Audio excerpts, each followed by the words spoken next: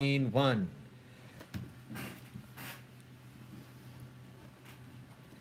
Enter Bernardo and Francisco. Two sentinels meeting.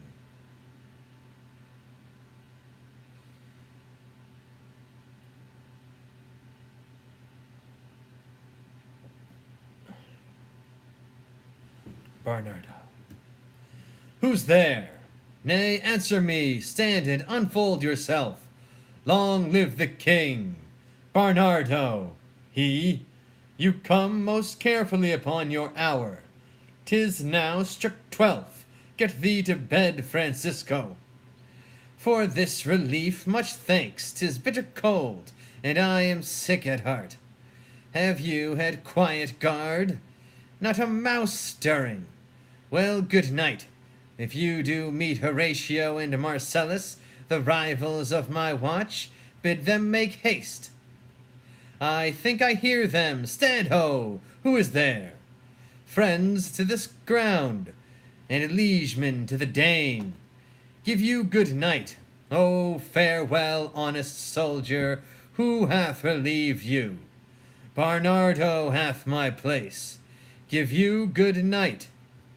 Holla, Bernardo! Say, what is Horatio there? A piece of him. Welcome, Horatio, welcome, good Marcellus. What, has this thing appeared again tonight? I have seen nothing. Horatio says 'tis but our fantasy, and will not let belief take hold of him, touching his dreaded sight twice seen of us. Therefore I have entreated him along with us to watch the minutes of this night, that if again this apparition come, he may approve our eyes and speak to it. Tush, tush, 'twill not appear.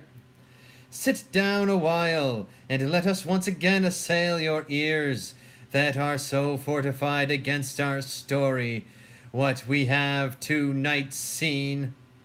Well, sit we down, and let us hear Bernardo speak of this. Last night of all, when yond same star that's westward from the pole had made his course to illumine that part of heaven, where now it burns, Marcellus and myself, the bell then beating 1, enter a ghost. Peace, break thee off, look where it comes again! In the same figure, like the king that's dead. Thou art a scholar, speak to it, Horatio. Looks not like the king? Mark it, Horatio. Most like it horrows me with fear and wonder. It would be spoke to. Speak to it, Horatio. What art thou that usurpest this time of night, together with that fair and warlike form in which the majesty of buried Denmark did sometimes march? By heaven I charge thee, speak. It is offended. See, it stalks away. Stay, speak, speak, I charge thee, speak. Exit the ghost. 'Tis gone and will not answer. How now, Horatio, you tremble and look pale. Is it not something else more than fantasy? What think you on it? Before my God, I might not this believe without the sensible and true avouch of mine own eyes. Is it not like the king?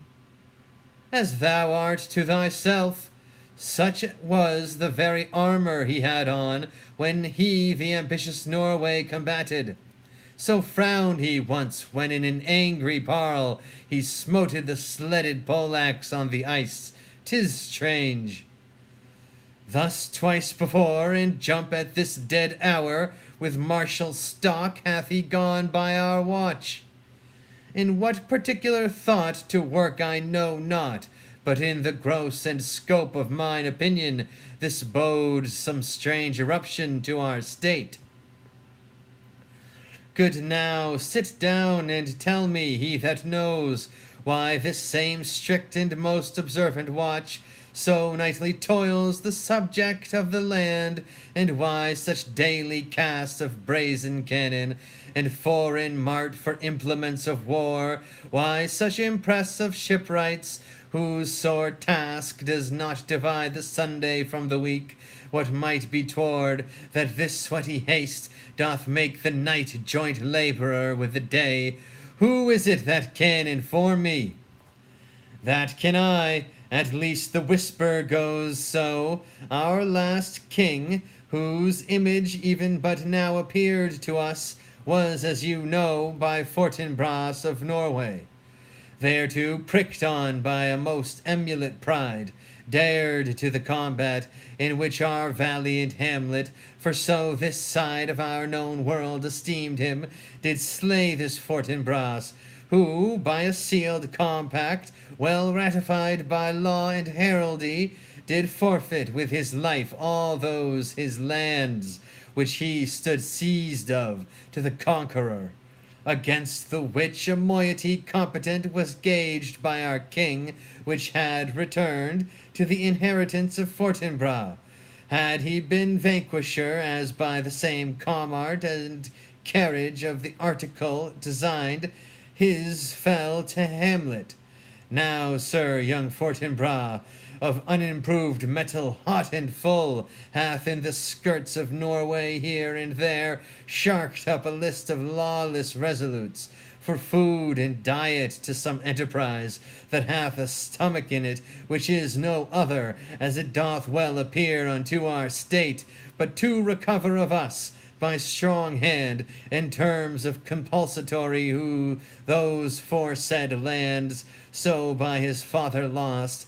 And this, I take it, is the main motive of our preparations, the source of this our watch, and the chief head of this post-haste and romage in the land. I think it be no other, but even so. Well may it sort that this portentous figure comes armed through our watch, so like the king that was and is the question of these wars. A mote it is to trouble the mind's eye. In the most high and palmy state of Rome, a little ere the mightiest Julius fell, the graves stood tenantless, and the sheeted dead did squeak and gibber in the Roman streets, as stars with trains of fire and dews of blood, disasters in the sun, and the moist star upon whose influence Neptune's empire stands, was sick almost to doomsday with eclipse, and even the like precurse of feared events, as harbingers preceding still the fates, and prologue to the omen coming on, have heaven and earth together demonstrated unto our climatures and countrymen. Enter Ghost. But soft, behold, lo, where it comes again! It spreads its arms. I'll cross it, though it blast me. Stay, illusion! If thou hast any sound or use of voice, speak to me. If there be any good thing to be done, that may to thee do ease and grace to me, speak to me. If thou art privy to thy country's fate, which happily foreknowing may avoid, oh, speak. Or if thou hast uphoarded in thy life extorted treasure in the womb of earth, for which they say your spirits oft walk in death, speak of it, stay and speak. The cock crows. Stop it, Marcellus.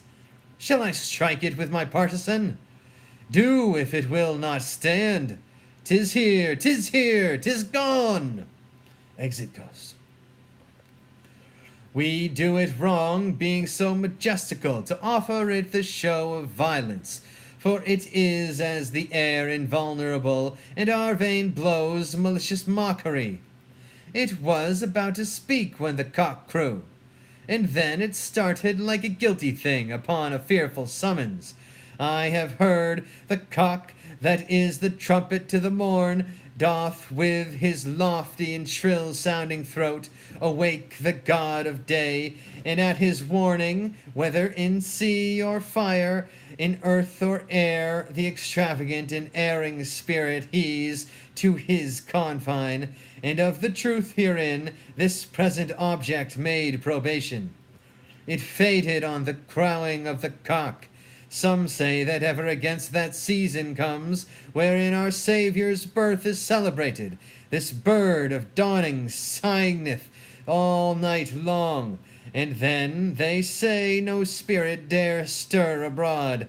The nights are wholesome, then no planets strike, no fairy takes, nor witch hath power to charm, so hallowed and so gracious is that time.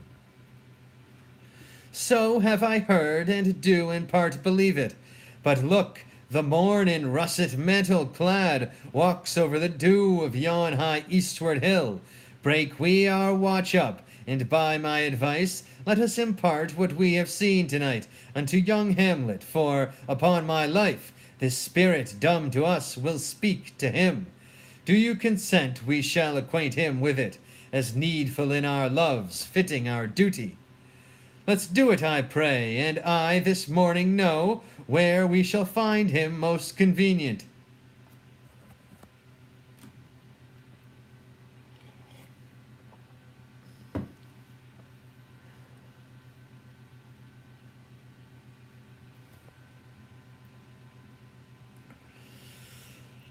Scene 2. Flourish. Enter Claudius, king of Denmark, Gertrude, the queen, counsel as Polonius, and his son Laertes, Hamlet, Cumalis, including Voltimand and Cornelius, king of Denmark.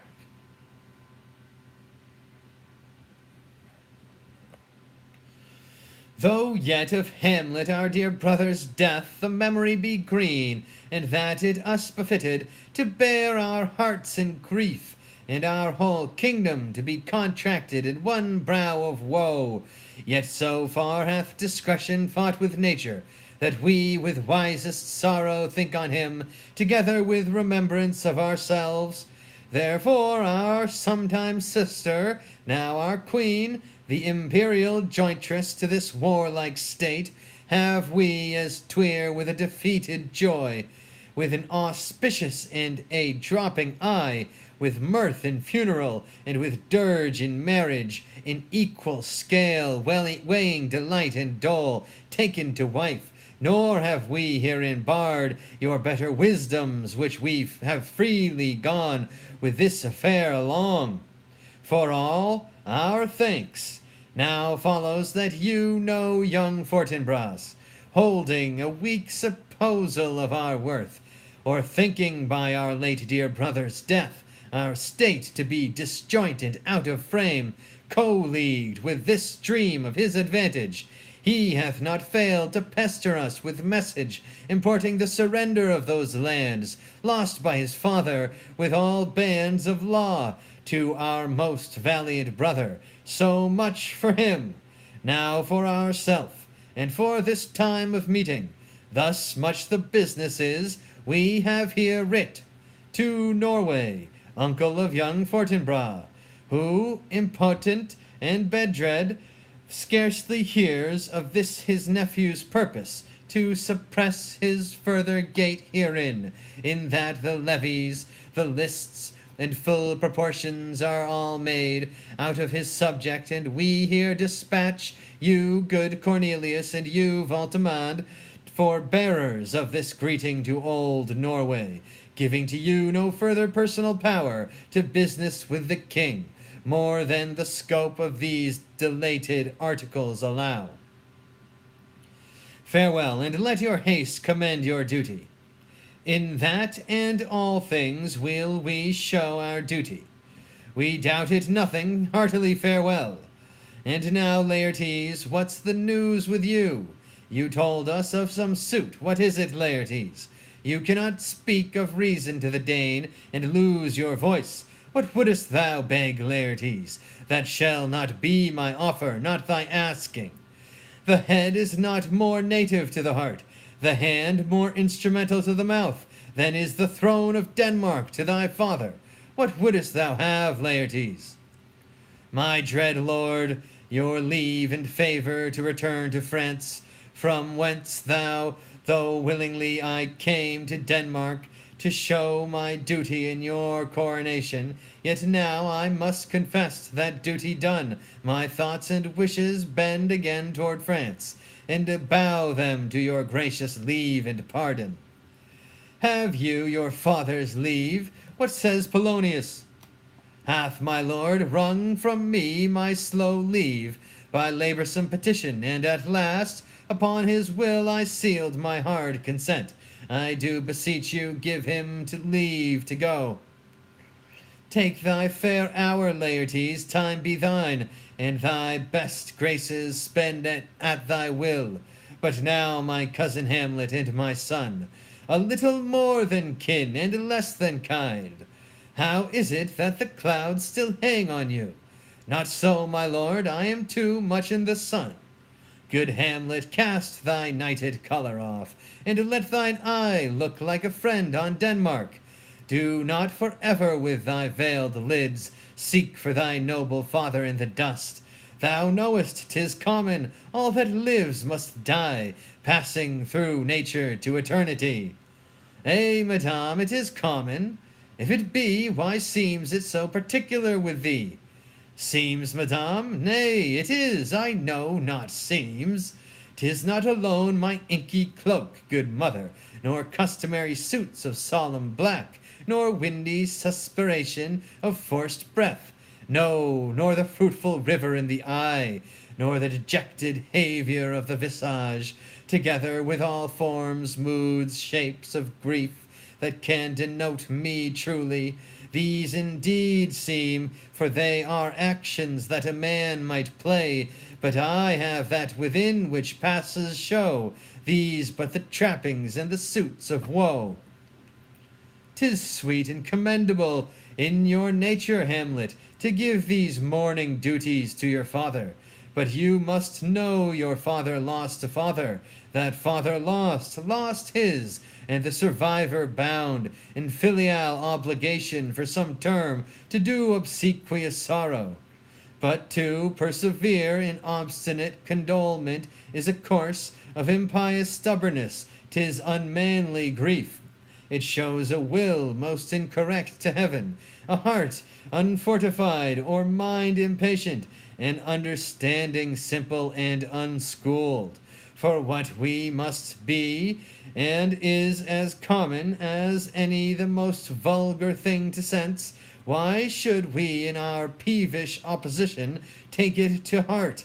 Fie, 'tis a fault to heaven, a fault against the dead, a fault to nature, to reason most absurd, whose common theme is death of fathers, and who still hath cried from the first course till he that died today, this must be so.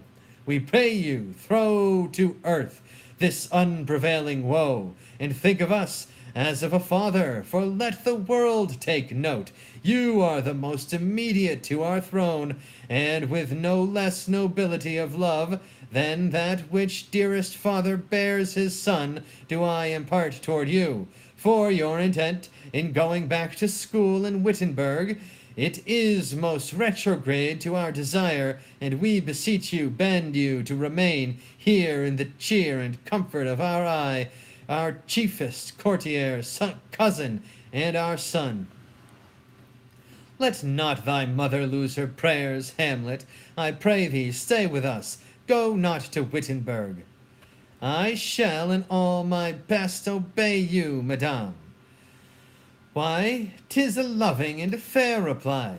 Be as ourself in Denmark. Madame, come, this gentle and unforced accord of Hamlet sits smiling to my heart, in grace whereof no jocund health that Denmark drinks today, but the great cannon to the clouds shall tell, and the kings rouse, the heaven shall bruit again, re-speaking earthly thunder, come away.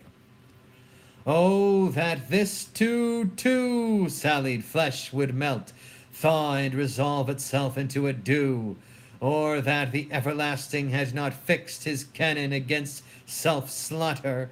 O God, God, how weary, stale, flat, and unprofitable seem to me all the uses of this world. Fie on it, fie! 'Tis an unweeded garden that grows to seed. Things rank and gross in nature possess it merely, that it should come to this. But 2 months dead, nay, not so much, not 2. So excellent a king that was to this, Hyperion to a satyr, so loving to my mother, that he might not beteem the winds of heaven visit her face too roughly. Heaven and earth must I remember, why she should hang on him, as if increase of appetite had grown by what it fed on, and yet within a month let me not think on it. Frailty thy name is woman. A little month or ere those shoes were old, with which she followed my poor father's body, like Niobe, all tears, why she, even she, O God, a beast that wants discourse of reason, would have moved longer, married with my uncle, my father's brother, but no more like my father than I to Hercules. Within a month, ere yet the salt of most unrighteous tears had left the flushing in her galled eyes, she married, oh, most wicked speed, to post with such dexterity to incestuous seats. It is not, nor it cannot come to good, but break my heart, for I must hold my tongue. Hail, your lordship! I am glad to see you well, Horatio, or do I forget myself? The same, my lord, and your poor servant ever. Sir, my good friend, I'll change that name with you. And what make you from Wittenberg, Horatio? Marcellus, my good lord, I am very glad to see you. Good even, sir, but what in faith make you from Wittenberg? A truant disposition, good my lord.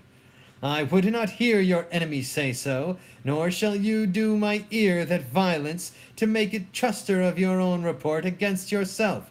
I know you are no truant, but what is your fair affair in Elsinore will teach you to drink deep ere you depart. My lord, I came to see your father's funeral. I prithee do not mock me, fellow student. I think it was to see my mother's wedding. Indeed, my lord, it followed hard upon. Thrift, Horatio, the funeral baked meats did coldly furnish forth the marriage tables. Would I had met my dearest foe in heaven, or ever I had seen that day, Horatio. My father, methinks I see my father. Where, my lord? In my mind's eye, Horatio. I saw him once, was a goodly king. There was a man, take him for all in all, I shall not look upon his like again. My lord, I think I saw him yesternight. Saw who? My lord, the king your father. The king my father? Season your admiration for a while with an attent ear, till I may deliver upon the witness of these gentlemen this marvel to you. For God's love, let me hear. 2 nights together had these gentlemen, Marcellus and Barnardo, on their watch in the dead waste and middle of the night, been thus encountered, a figure like your father, armed at point exactly, cap a pie, appears before them, and with solemn march goes slow and stately by them. Thrice he walked by their oppressed and fear-surprised eyes. Within his truncheon's length whilst they, distilled almost to jelly with the act of fear, stand dumb and speak not to him. This to me in dreadful secrecy impart they did, and I with them the 3rd night kept the watch, whereas they had delivered both in time form of the thing, which word made true and good. The apparition comes. I knew your father. These hands are not more like. But where was this? My lord, upon the platform where we watch. Did you not speak to it? My lord, I did, but answer made it none. Yet once methought it lifted up it head, and did address itself to motion like as it would speak. But even then the morning cock crew loud, and at the sound it shrunk in haste away, and vanished from our sight. 'Tis very strange. As I do live, my honored lord, 'tis true, and we did think it writ down in our duty to let you know of it. Indeed, sirs, but this troubles me. Hold you the watch tonight? We do, my lord, armed, say you. armed, my lord, from top to toe, my lord, from head to foot. Then saw you not his face? Oh, yes, my lord, he wore his beaver up. What looked he frowningly?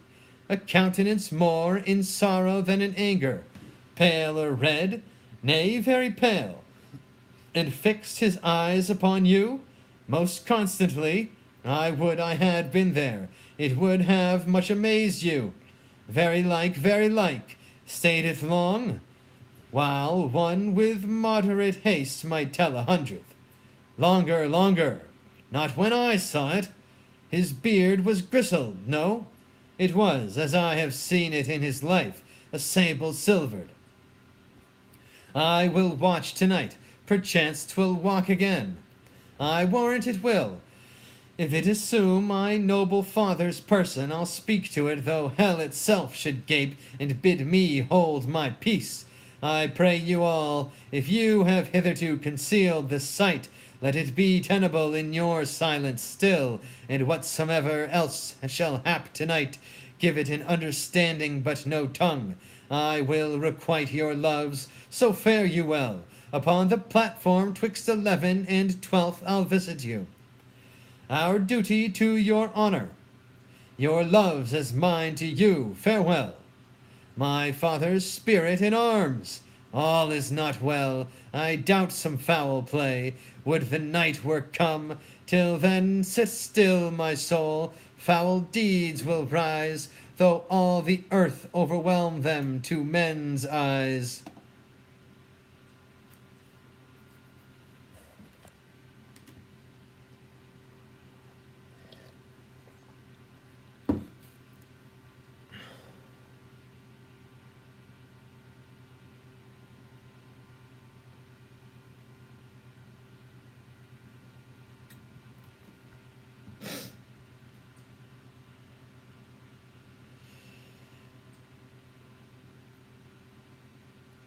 Scene 3. Enter Laertes and Ophelia, his sister, Laertes.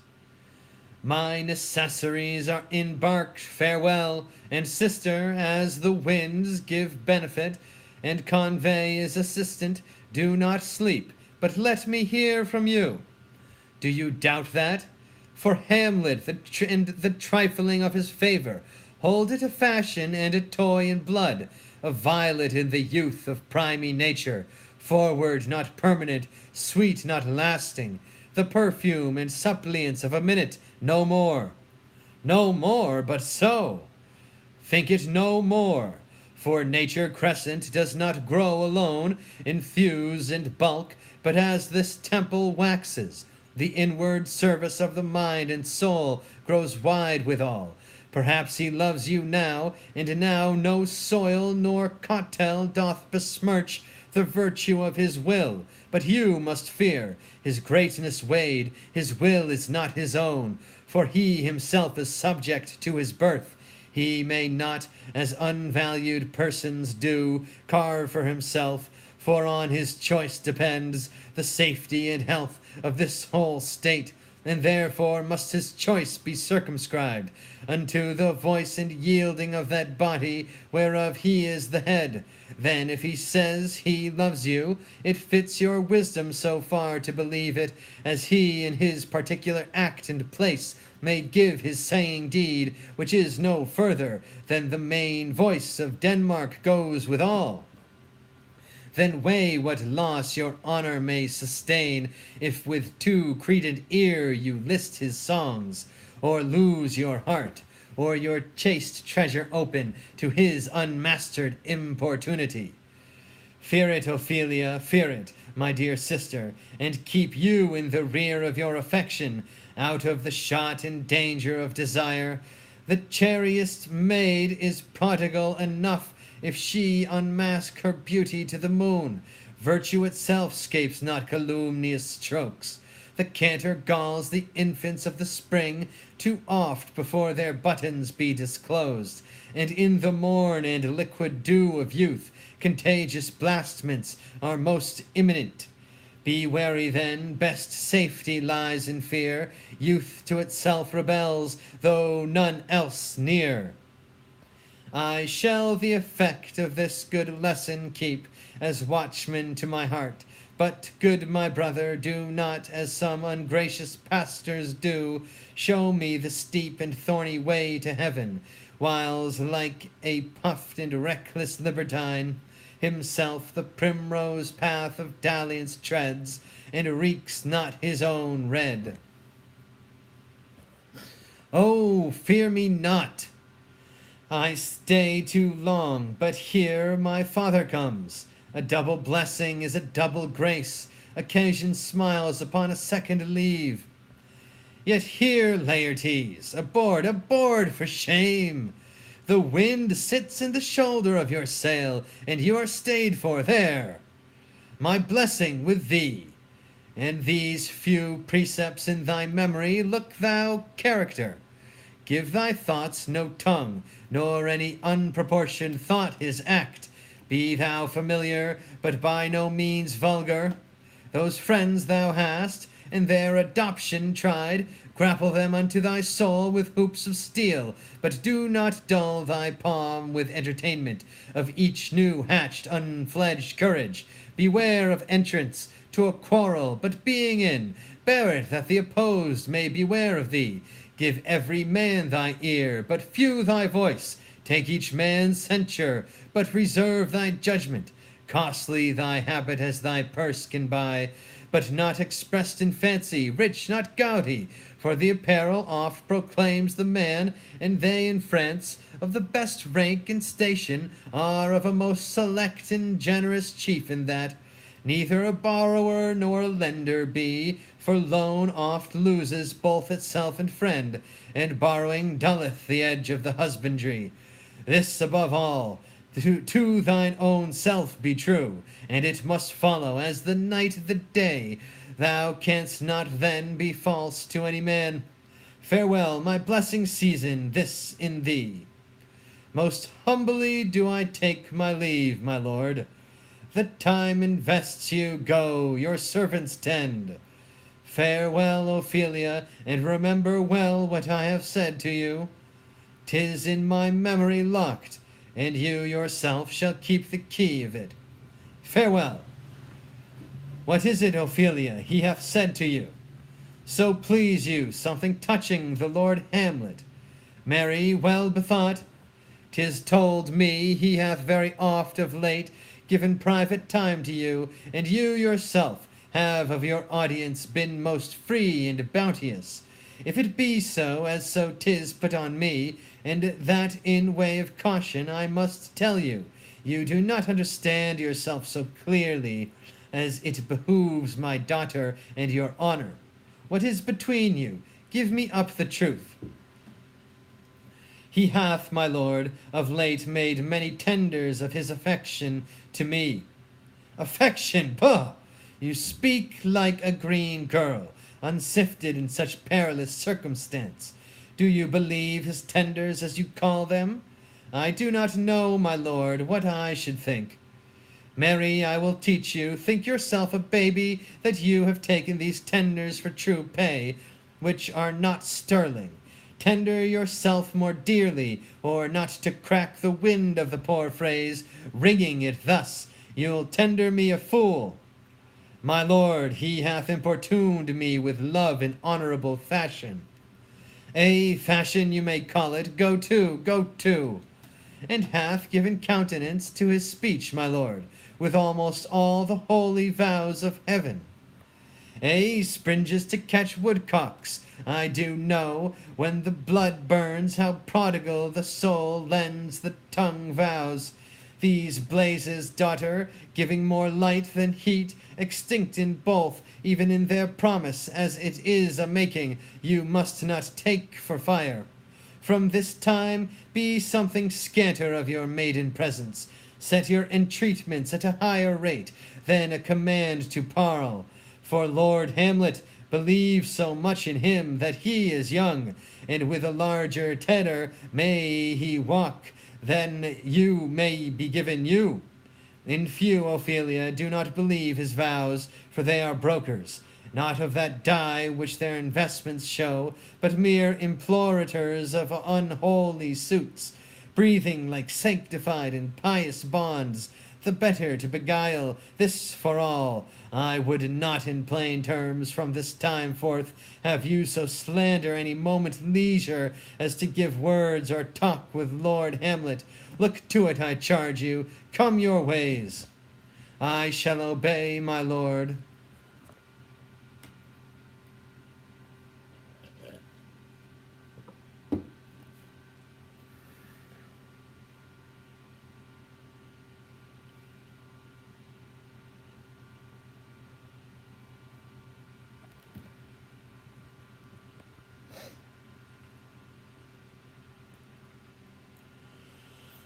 Scene 4. Enter Hamlet, Horatio, and Marcellus.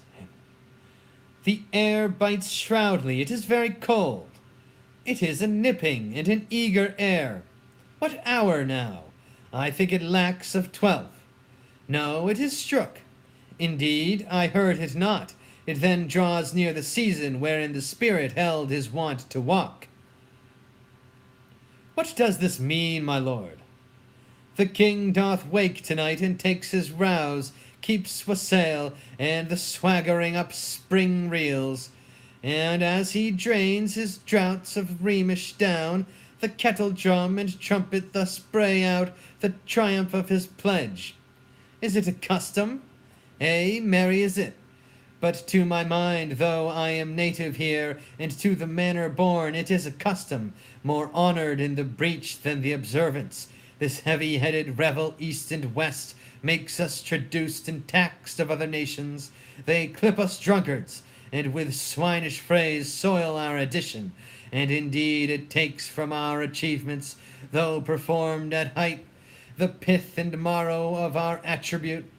So oft it chances in particular men, that for some vicious mole of nature in them, as in their birth, wherein they are not guilty, since nature cannot choose his origin, by their overgrowth of some complexion, oft breaking down the pales and forts of reason, or by some habit that too much overleavens the form of plausive manners, that these men, carrying, I say, the stamp of one defect, being nature's livery or fortune's star, his virtues else, be they as pure as grace, as infinite as man may undergo, shall in the general censure take corruption from that particular fault.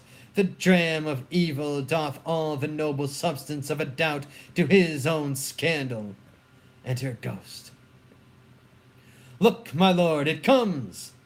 Angels and ministers of grace, defend us! Be thou a spirit of health or goblin damned, bring with thee airs from heaven or blasts from hell.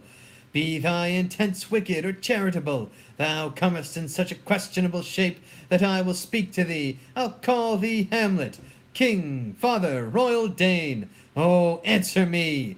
Let me not burst in ignorance, but tell why thy canonized bones, hearsed in death, have burst their cerements, why the sepulchre, wherein we saw thee quietly inurned, hath oped his ponderous and marble jaws to cast thee up again. What may this mean, that thou, dead corse, again in complete steel, revisits thus the glimpses of the moon, making night hideous, and we, fools of nature, so horridly to shake our disposition, with thoughts beyond the reaches of our souls?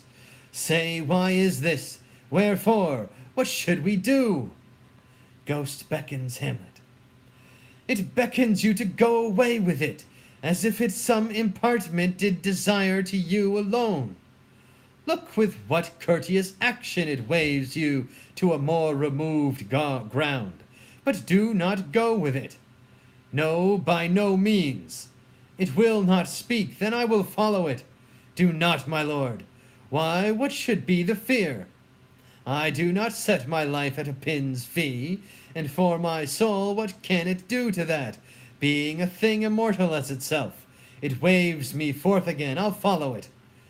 What if it tempt you toward the flood, my lord, or to the dreadful summit of the cliff that beetles over his base into the sea, and there assume some other horrible form which might deprive your sovereignty of reason, and draw you into madness? Think of it.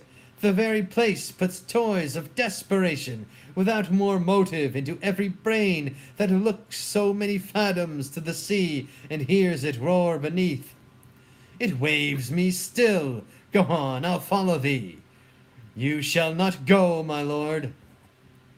Hold off your hands. Be ruled, you shall not go. My fate cries out, and makes each pretty artery in this body as hardy as the Nemean lion's nerve. Still I am called. Unhand me, gentlemen. By heaven, I'll make a ghost of him that lets me. I say away. Go on, I'll follow thee. He waxes desperate with imagination. Let's follow. 'Tis not fit thus to obey him. Have after, to what issue will this come? Something is rotten in the state of Denmark. Heaven will direct it. Nay, let's follow him.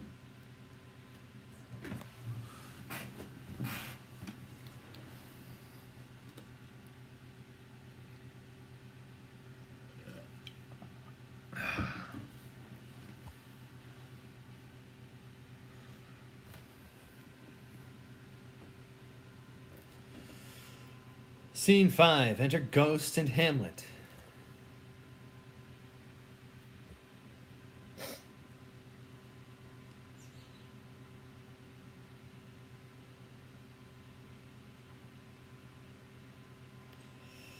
Hamlet. Whither wilt thou lead me? Speak. Speak, I'll go no further. Ghost. Mark me. I will. My hour is almost come, when I do to sulphurous and tormenting flames must render up myself. Alas, poor ghost, pity me not, but lend thy serious hearing to what I shall unfold. Speak, I am bound to hear. So art thou to revenge when thou shalt hear. What? I am thy father's spirit, doomed for a certain term to walk the night, and for the day confined to fast and fires, till the foul crimes done in my days of nature are burnt and purged away. But that I am forbid to tell the secrets of my prison house, I could a tale unfold whose lightest word would harrow up thy soul, freeze thy young blood, make thy two eyes like stars start from their spheres, thy knotted and combined locks to part, and each particular hair to stand and end, like quills upon the fearful porpentine. But this eternal blazon must not be to ears of flesh and blood. List, list, oh, list! If thou didst ever thy dear father love, O God, revenge his foul and most unnatural murther. Murther! Murther most foul, as in the best it is, but this most foul, strange, and unnatural. Haste me to know it, that I, with wings as swift as meditation or the thoughts of love, may sweep to my revenge. I find thee apt, and duller shouldst thou be than the fat weed that roots itself in ease on the Lethe wharf. Wouldst thou not stir in this? Now, Hamlet, here, 'tis given out that, sleeping in my orchard, a serpent stung me, so the whole ear of Denmark is by a forged process of my death rankly abused. But know, thou noble youth, the serpent that did sting thy father's life now wears his crown. O my prophetic soul, my uncle, that incestuous, that adulterate beast, with witchcraft of his wits, with traitorous gifts, O wicked wit and gifts that have the power so to seduce one to his shameful lust, the will of my most seeming virtuous queen. O Hamlet, what a falling off was there from me, whose love was of that dignity that it went hand in hand even with the vow I made to her in marriage, and to decline upon a wretch whose natural gifts were poor to those of mine. But virtue as it never will be moved, though lewdness court it in a shape of heaven, so lust, though to a radiant angel linked, will sate itself in a celestial bed, and prey on garbage. But soft methinks I scent the morning air. Brief let me be. sleeping within my orchard, my custom always of the afternoon. Upon my secure hour thy uncle stole, with juice of cursed Habona in a vial, and in the porches of my ears did pour the leprous distilment whose effect holds such an enmity with blood of man, that swift as quicksilver it courses through the natural gates and alleys of the body, and with a sudden vigour it doth posset and curd, like eager droppings into milk, the thin and wholesome blood. So did it mine, and a most instant tetter barked about, most laser-like, with vile and loathsome crust all my smooth body. Thus was I sleeping by a brother's hand, of life, of crown, of queen at once dispatched, cut off even in the blossoms of my sin, unhouselled, disappointed, unanaled, no reckoning made, but sent to my account with all my imperfections on my head. O horrible, most horrible! If thou hast nature in thee, bear it not. Let not the royal bed of Denmark be a couch for luxury and damned incest. But howsoever thou pursues this act, taint not thy mind, nor let thy soul contrive against thy mother aught. Leave her to heaven, and to those thorns that in her bosom lodge, to prick and sting her. Fare thee well at once. The glowworm shows the matin to be near, and gins to pale his ineffectual fire. Adieu, adieu, adieu, remember me. O all you hosts of heaven, O earth, what else?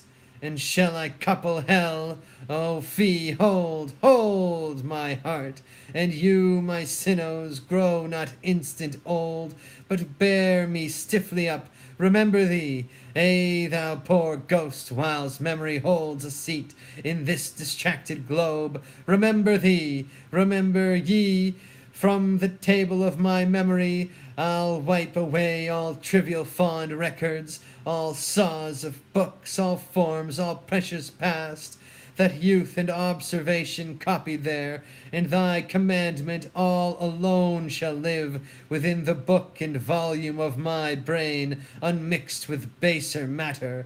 Yes, by heaven, O most pernicious woman, O villain, villain, smiling damned villain, my table's meat it is I set it down, that one may smile and be a villain. At least I am sure it may be so in Denmark. So, uncle, there you are. Now to my word. It is adieu, adieu, remember me. I have sworn it. My lord, Lord Hamlet, heaven secure him. So be it. Hillo, ho, ho, my lord. Hi-lo, ho, ho, boy. Come, bird, come. How is it, my noble lord? What news, my lord? Oh, wonderful! Good my lord, tell it. No, you will reveal it. Not I, my lord, by heaven. Nor I, my lord. How say you then would heart of man once think it, but you'll be secret? By heaven, my lord. There's never a villain dwelling in all Denmark, but he's an errant knave. There needs no ghosts, my lord, come from the grave to tell us this. Why, right you are in the right, and so, without more circumstance at all, I hold it fit that we shake hands and part. You, as your business and desire shall point you, for every man hath business and desire, such as it is, and for my own part, I will go pray. These are but wild and whirling words, my lord. I am sorry they offend you heartily, yes, faith, heartily. There's no offence, my lord. Yes, by Saint Patrick, but there is, Horatio, and much offence too. Touching this vision here, it is an honest ghost, that let me tell you. For your desire to know what is between us, overmaster it as you may. And now, good friends, as you are friends, scholars and soldiers, give me one poor request. What is it, my lord? We will. Never make known what you have seen tonight. My lord, we will not. Nay, but swear it. In faith, my lord, not I. Nor I, my lord, in faith. Upon my sword. We have sworn, my lord, already. Indeed, upon my sword, indeed. Ghost cries under the stage. Swear! Ha ha, boy, sayest thou so? Art thou there, true penny? Come on, you hear this fellow in the cellarage. Consent to swear. Propose the oath, my lord. Never to speak of this that you have seen. Swear by my sword. Swear. Hic et ubique. Then we'll shift our ground. Come hither, gentlemen, and lay your hands again upon my sword. Swear by my sword, never to speak of this that you have heard. Swear by his sword! Well said, old mole, canst work I' the earth so fast? A worthy pioneer, once more remove, good friends. Oh, day and night, but this is a wondrous strange, and therefore as a stranger give it welcome. There are more things in heaven and earth, Horatio, than are dreamt of in your philosophy.